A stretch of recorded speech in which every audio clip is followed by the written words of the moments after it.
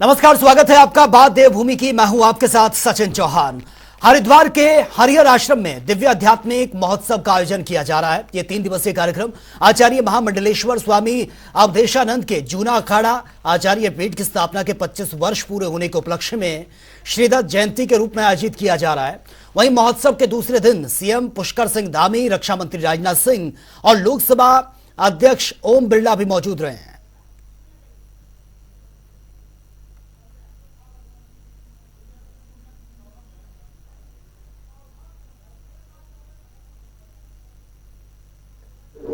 आप सबका देवभूमि उत्तराखंड आगमन पर यहाँ के मुख्य सेवक के नाते आप सभी का हृदय से मैं अभिनंदन करता हूँ, सबका स्वागत करता हूँ। और अभी मुझे हरिकेतन जी कह रहे थे कि वास्तव में एक साथ सभी पूज्य संतों का आशीर्वाद का सौभाग्य यहाँ पर पूज्य आचार्य जी के कारण से मिला है, जो बहुत मुश्किल होता है कि एक साथ सारे पूज्य संत लोगों ने अपने को राष्ट्र को और समाज को समर्पित किया है, देश को समर्पित किया है। सबका आशीर्वाद एक साथ मिल रहा है। मेरा सौभाग्य है कि मैं आप सबके बीच में आने का अवसर मिला है और निश्चित रूप से आप सभी के बीच में आकर आपकी आवाज और ऊर्जा हमेशा मेरे मन मस्तिष्क और अधिक जागृत करने का काम और अधिक ऊर्जा प्रदान करने का काम हमेशा होता रहा है और आज भी हो रहा है। दिव्य आध्यात्मिक महोत्सव है। मैं समझता हूं कोई भी आध्यात्मिक महोत्सव हो, वह महोत्सव दिव्य होता ही है। और वैसे इस कार्यक्रम में जब मैं सीधे प्रवेश कर रहा था मंच पर, तभी इस कार्यक्रम की दिव्यता का मुझे एहसास हो रहा था।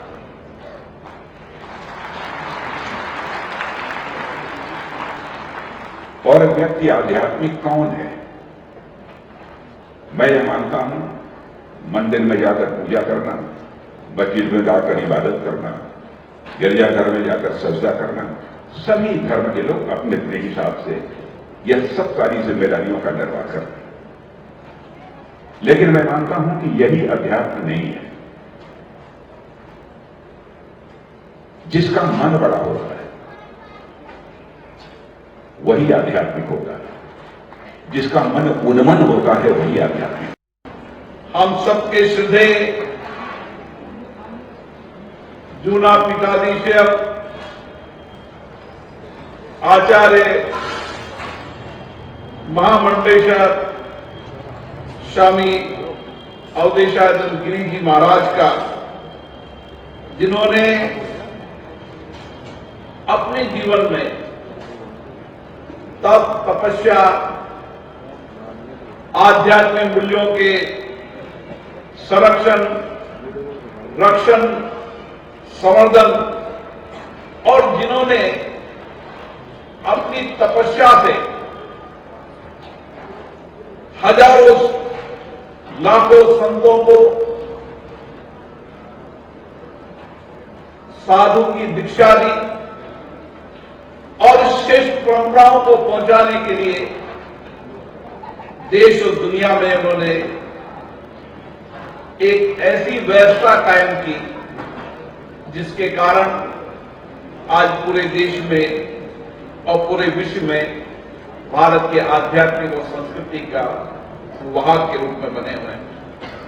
आज आचार्य पीठ की दिव्य 25 वर्ष बने और इस 25 वर्ष में ये दिव्य महोत्सव, जिसमें मुझे भी आने का मौका मिला, मैं इसके लिए आपका कृतज्ञ हूं। पूर्व प्रधानमंत्री स्वर्गीय अटल बिहारी वाजपेयी की जयंती को बीजेपी सुशासन दिवस के रूप में मना रही है और इसी के तहत बीजेपी प्रदेश मुख्यालय में गोष्ठी का आयोजन किया गया है। इस कार्यक्रम में भारतीय जनता पार्टी के प्रदेश महामंत्री आदित्य कोठारी, सुशासन दिवस के प्रदेश संयोजक ज्योति प्रसाद गैरोला और सांसद नरेश बंसल सहित बीजेपी के तमाम विधायकों और पदाधिकारियों ने शिरकत की है। वहीं इस अवसर पर राज्यसभा सांसद नरेश बंसल ने कहा कि स्वर्गीय प्रधानमंत्री अटल बिहारी वाजपेयी के कार्यों को हम कभी नहीं भूल सकते। अटल जी ने राजनीति में एक अलग ही मुकाम हासिल किया और उनके शासनकाल में देश का चहुमुखी विकास भी हुआ है।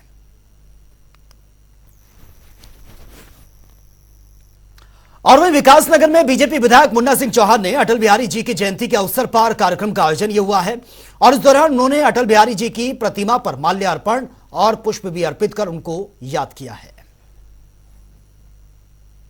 अटल बिहारी वाजपेयी जी के जन्म जयंती को भारतीय जनता पार्टी और भारतीय जनता पार्टी की सरकारें पूरे देश में सुशासन दिवस के रूप में मनाते हैं, क्योंकि जिस प्रकार से राजकाज में शुचिता, राजकाज में पारदर्शिता और समग्रता का शासन अटल बिहारी वाजपेयी जी ने प्रारंभ किया।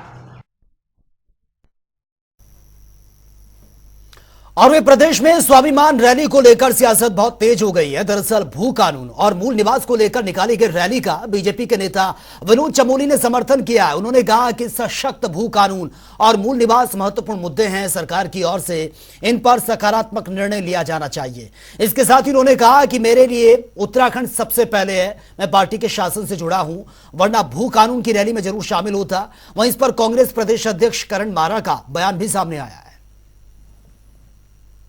विनोद चमोली जी अनेकों बार स्मार्ट सिटी से लेकर अनेकों मामलों में बोलते रहे हैं और उनकी भावनाएं अगर इसमें सच में है तो उनको आप पार्टी लाइन से बाहर निकल के इसमें आगे आना चाहिए। और मैं उत्तराखंड में एक बार फिर से विपक्ष ने अंकिता भंडारी हत्याकांड के मुद्दे पर सरकार की घेराबंदी करना शुरू कर दिया है। दरअसल कांग्रेस मुख्यालय देहरादून में कांग्रेस प्रदेश अध्यक्ष करण मारा ने प्रेस कॉन्फ्रेंस की। इस दौरान उन्होंने साक्ष्य मिटाने के आरोप में बीजेपी विधायक रेणु बिष्ट के खिलाफ कार्रवाई की मांग की है। इसके साथ ही उन्होंने मुख्यमंत्री पुष्कर सिंह धामी के इस्तीफे की भी मांग की है। ये कानून में निहित है कि अगर कोई बड़ा जघन्य अपराध होता है, उसके सबूतों के साथ अगर कोई छेड़छाड़ करता है तो 201 के तहत और 120 बी के तहत उसके खिलाफ मुकदमा दर्ज होता है, क्योंकि अपराध करने वाला भी उतना ही बड़ा अपराधी है जितना अपराध को छिपाने के लिए उसके सबूतों के संग छेड़छाड़ करने वाला। मुख्यमंत्री को, वर्तमान डीजीपी को, एसडीएम को और रेणु बिष्ट को, ये तीनों चारों, दो के लिए तो खैर गवाही खुद डोजर ऑपरेटर ने दे दी। दो के जो ट्विटर मैंने आप लोगों को दिखाए हैं अभी, जिसमें स्वयं मुख्यमंत्री जी अपने हैंडल से डाल रहे हैं कि हमने तोड़वा दिया है।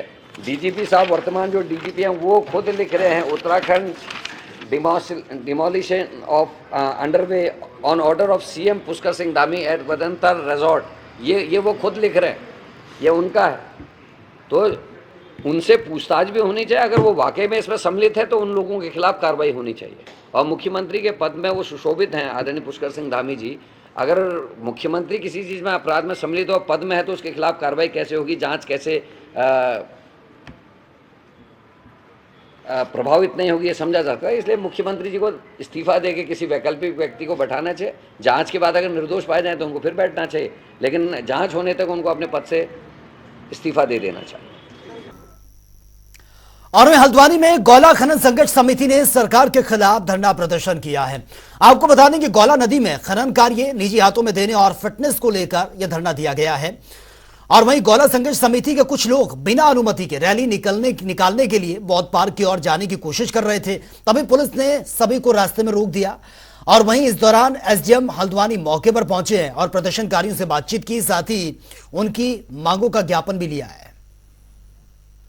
वो रैली की थी, लेकिन अभी 5-10 मिनट पहले प्रशासन सारा इकट्ठा हो गया है। यहाँ पर पुलिस फोर्स लगा दी गई है, बैरिकेड लगा दी गई है और हमसे ये बोला जा रहा है कि आप रैली की शक्ल में नहीं जाओगे, एक एक दो करके चले जाओ। लगातार हम प्रदर्शन करेंगे, यहाँ से हम जुलूस लेके जाएंगे और हमें जो बुद्ध पार्क में जाना है, शासन प्रशासन जो है अपने बिल्कुल हिटलरशाही पे उतर गया है। लोकतंत्र के अंदर ऐसा नहीं होता है और हमें हमारे बुद्ध पार्क तक जाने दे जुलूस लेके, वहाँ पे जो भी हमारे लोग बैठे हम अपनी बात रखेंगे वहाँ। और ये जो है गोला प्राइवेट और फिटनेस प्राइवेट में गई है, इसको लेकर हमारा विरोध है। देखिए, जो गौला संघर्ष समिति के इंदिरा नगर गेट के कुछ लोग थे, बिना अनुमति के जुलूस के शक्ल में यहाँ पे आए, तो इनको बनभूलपुरा के पास रोक दिया गया है और यहीं पर को इनका ज्ञापन लेकर के इनके समस्याओं के समाधान के लिए प्रयास करने का आश्वासन दिया गया। और वहीं हाल ही में उच्च शिक्षा परिषद में बीजेपी के वरिष्ठ नेता देवेंद्र भसीन को उपाध्यक्ष बनाया गया है। वहीं प्रदेश में उच्च शिक्षा को लेकर बीजेपी के वरिष्ठ नेता देवेंद्र भसीन ने कहा, जिस तरह से स्कूली शिक्षा के लिए उत्तराखंड मशहूर है, उसी तरह उच्च शिक्षा में भी राज्य का नाम मशहूर करने के लिए वो काम करेंगे। माननीय मुख्यमंत्री श्री पुष्कर सिंह धामी जी और उच्च शिक्षा मंत्री डॉक्टर धन सिंह रावत जी के नेतृत्व में प्रदेश में उच्च शिक्षा का विकास हो रहा है। अब मुझे उत्तराखंड राज्य उच्च शिक्षा उन्नयन समिति का उपाध्यक्ष बनाया गया है, तो मैं इस योगदान में अपना भी योगदान देना चाहूँगा। और मेरे मन में कल्पना जरूर है कि जिस प्रकार से प्रदेश की स्कूली शिक्षा का पूरे देश के अंदर एक नाम है, देश के बाहर नाम है, उसी प्रकार से उच्च शिक्षा के बारे में भी एक वातावरण बने और इसमें बहुत ज़रूरी है कि हम इसके लिए और आगे कार्य करें और माननीय मुख्यमंत्री जी के और उच्च शिक्षा मंत्री जी के कामों को गति दें। इसमें दो बातें मैं जरूर जोड़ना चाहता हूं कि जो माननीय प्रधानमंत्री श्री नरेंद्र मोदी जी ने देश को नई शिक्षा नीति दी है, उसका उत्तराखंड में लागू कर दिया गया है। अब ये देखने की स्थिति है कि इसको सही ढंग से जो है सभी जो महाविद्यालय हैं और विश्वविद्यालय हैं वे इसको अपना रहे हैं, लेकिन सही ढंग से लागू भी कर रहे हैं। मसूरी अंतर्राष्ट्रीय फिल्म महोत्सव का आगाज हो चुका है। महोत्सव के पहले दिन गंगा नदी पर डॉक्यूमेंट्री को प्रदर्शित किया गया है। डॉक्यूमेंट्री गंगा नदी की संस्कृति और अमृत विरासत के साथ ही गंगा के आसपास रहने वाले समुदाय के पहलुओं का एक रोचक विवरण इसमें पेश किया गया है। वहीं फिल्म फेस्टिवल के निदेशक और आयोजक गोपाला कृष्ण ने बताया है कि फिल्म फेस्टिवल का उद्देश्य उत्तराखंड और गढ़वाल क्षेत्र में सिनेमा को प्रोत्साहित करना है।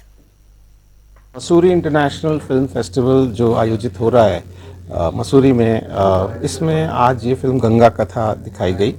ये 4 फिल्म हैं, दरअसल 4 फिल्म डॉक्यूमेंट्री फिल्म्स हैं और ये एक सीरीज़ है जो नमामि गंगे या national mission for clean Ganga ने बनवाई है, जिसमें हमने गंगा के दोनों तटों पर जो हेरिटेज है, जो विरासत है, उसको दिखाने की कोशिश की गई है। जो पहली फिल्म है वो गंगा के दर्शन शास्त्र और गंगा का जो महत्व है उसके बारे में है, और दूसरी फिल्म गंगा के दोनों तटों पर जो इमारतें हैं, जो बिल्ट हेरिटेज है उसके बारे में है, और फिर एक फिल्म है नेचुरल हेरिटेज पे, जो प्रकृति गंगा के तटों पे हमें मिलती है, जो वन्य जीव हैं, जो घास हैं, पेड़ हैं, जंगल हैं, उसके ऊपर है। और जो आखिरी फिल्म है वो अमूर्त विरासत जो गंगा की है। तो चलिए अब बात होगी 2 मिनट में 10 बड़ी खबरों की। देहरादून में मूल निवासी स्वाभिमान महारैली के बाद बीजेपी प्रदेश अध्यक्ष महेंद्र भट्ट का बयान। राजनीतिक दलों पर लोगों को भ्रमित करने का लगाया आरोप, बोले संघर्ष समिति बन रही है राजनीतिक मंच। हल्द्वानी में गौला संघर्ष समिति ने किया प्रदर्शन। गौला नदी में खनन कार्य निजी हाथों में देने पर जताई नाराजगी, पुलिस ने जुलूस निकालने से रोका। मसूरी में अंतर्राष्ट्रीय फिल्म महोत्सव का शुभारंभ। महोत्सव के पहले दिन गंगा नदी पर बनी डॉक्यूमेंट्री का प्रदर्शन, प्रदेश में सिनेमा को बढ़ावा देने का उद्देश्य। मसूरी में लैंडौर मेले का आयोजन किया गया है। चित्रकला प्रतियोगिता का किया गया आयोजन, बड़ी संख्या में बच्चों ने पार्टिसिपेट किया। क्रिसमस और न्यू ईयर के जश्न के बीच भारी संख्या में पर्यटक पहुंचे हैं। रामनगर के कॉर्बेट पार्क 70% फुल हो चुका है। सभी रिजॉर्ट और पर्यटन कारोबारियों में खुशी की लहर। देहरादून में फेस्टिवल सीजन पर पुलिस प्रशासन पूरी तरह से अलर्ट, सुरक्षा के किए गए पुख्ता इंतजाम। यातायात में नहीं होगी कोई भी लोगों को परेशानी। रामनगर में तेज रफ्तार का कहर, ट्रक ने स्कूटी को मारी है टक्कर, हादसे में युवक की दर्दनाक मौत। रामनगर में नहर में शामिल होने से हड़कंप, परिजनों ने जताई हत्या की आशंका, मामले की जांच में जुटी पुलिस। उत्तरकाशी में पुलिस को मिली बड़ी सफलता, 914 ग्राम चरस के साथ एक तस्कर को किया गिरफ्तार। ड्रग्स फ्री देवभूमि के तहत बड़ी कार्रवाई। पहाड़ों पर बर्फबारी के चलते बनी रहेगी सुबह शाम ठुठरन, मैदानी इलाकों में पारे में मामूली गिरावट की संभावना। आज मौसम रहेगा शुष्क।